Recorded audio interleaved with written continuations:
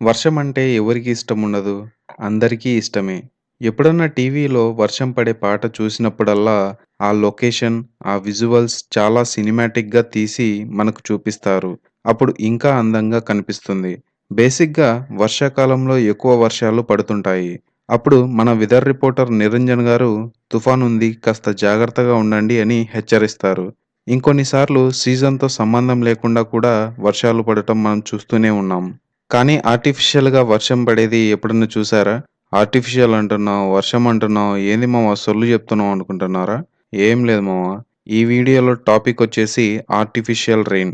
Artificial rain అంటే ఏంటి? ఆ ప్రాసెస్ ఏంటి? దానివల్ల ఉపయోగం ఏంటో, నష్టం ఏంటో తెలుసుకుందాం.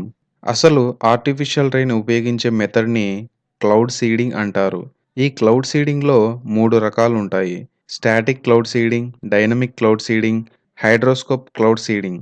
First one static cloud seeding. ఈ ప్రాసెస్ ద్వారా కొంచెం మీడియంగా, మాయిశ్చర్‌గా ఉంటుంది. Second one dynamic cloud seeding. ఈ ప్రాసెస్ ద్వారా హై మాయిశ్చర్‌గా ఉండి కూల్‌గా ఉంటుంది. Last third one hydroscope cloud seeding. ఈ ప్రాసెస్ ద్వారా వర్షం పడేటట్టు చేయొచ్చు. ఈ క్లౌడ్ సీడింగ్ ప్రాసెస్ ఎలా జరుగుతుందంటే, silver iodide, potassium iodide, dry ice అనే కెమికల్స్ హెలికాప్టర్ ద్వారా గానీ, ఏరోప్లేన్ ద్వారా గానీ మనకు ఏ ప్లేస్‌లో వర్షం పడాలో ఆ ప్లేస్‌లో ఆ పార్టికల్స్ వదిలిన తర్వాత వాటర్ వేపర్ జరిగే టైంలో ఈ పార్టికల్స్ కలిసి కుములోనింబస్ క్లౌడ్స్‌గా మారి వర్షం పడుతుంది. ఈ ప్రాసెస్ అంతా జరగడానికి హాఫ్ ఎన్ అవర్ పడుతుంది. మరి ఈ క్లౌడ్ సీడింగ్ ప్రాసెస్ మనం కూడా చేయొచ్చా అంటే చేయకూడదు. వీటిని చేయడానికి కొన్ని కంపెనీస్ గవర్నమెంట్‌తో టై అప్ అయ్యుంటాయి. వెదర్ కండిషన్స్ బట్టి దీన్ని ఉపయోగిస్తారు. కాబట్టి ఇవి చాలా ప్రమాదకరంతో కూడిన ప్రాజెక్ట్. ఇలాంటి ప్రాజెక్ట్స్ ఎంత కాస్ట్ అవుతుందంటే జస్ట్ ఒక అడుగు వర్షం పడాలంటే $200 అవుతుంది. అంటే మన ఇండియన్ కరెన్సీలో దాదాపుగా 16,500 అవుతుంది. ఇంకా ఆకాశం నుండి భూమి మీదకు ఎన్ని అడుగులుంటాయి? ఎంత ఖర్చు అవుతుందో మీరే ఆలోచించండి. మన ఇండియాలో కూడా చాలా రోజులు వర్షాలు పడకుండా ఉండే ప్రదేశాలు ఉన్నాయి. ఎగ్జాంపుల్ తీసుకుంటే తమిళనాడు. అక్కడ ఎండలు చాలా ఎక్కువ ఉంటాయి. అందులో పోర్ట్ ఏరియా కాబట్టి ఇంకా వేడిగా ఉంటుంది. ఈ తమిళనాడులో 1983 నుంచి 1987 అలాగే 1993 నుంచి 1994 సంవత్సరాలలో వర్షాలు అనే మాటే లేదు. అప్పుడు ఈ క్లౌడ్ సీడింగ్ పద్ధతిని ఉపయోగించారు.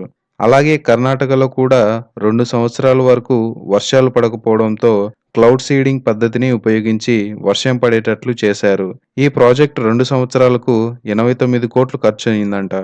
అలాగే 2008లో చైనా వాళ్ళు బీజింగ్‌లో ఒలింపిక్స్ ప్రోగ్రామ్ జరుగుతుంటే క్లౌడ్ సీడింగ్ ద్వారా వర్షం పడే విధంగా చేసి ప్రోగ్రామ్‌ని క్యాన్సెల్ చేశారు.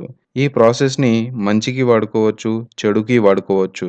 కొన్నిసార్లు ఈ క్లౌడ్ సీడింగ్‌ని సరిగా ఉపయోగించకపోతే ఇక్కడ చేసిన ప్రయోగం ఇంకెక్కడో ఉన్న ప్రాంతంపై ప్రభావం చూపుతుంది. అలాగే కెమికల్స్ ఎక్కువ వాడటం వల్ల కార్బన్ డయాక్సైడ్ పెరిగిపోయి ఓజోన్ లేయర్ కూడా దెబ్బతినే అవకాశం ఉంటుంది. ఇలాంటి ప్రయోగం చేసి వర్షాలు తెప్పించడం, దానివల్ల పండిన పంటలతో ఎక్కువ పోషకాలు ఉండకపోవచ్చు.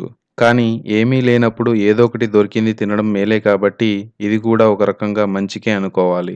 ఈ క్లౌడ్ సీడింగ్ వల్ల పడే వర్షం మన మీద పడినప్పుడు స్కిన్ ర్యాషెస్, హెడ్‌ఏక్, ముక్కుకు సంబంధించిన హెల్త్ ప్రాబ్లమ్స్ వస్తాయి. It depends on person to person. ఇప్పుడు టెక్నాలజీ పెరగడంతో హెలికాప్టర్లు, ఏరోప్లేన్‌ల ద్వారా ఎందుకు వేయడమని భూమి మీద నుండే ఉండి వేయొచ్చు అని సైంటిస్టులు మిషన్‌ని కనిపెట్టారు.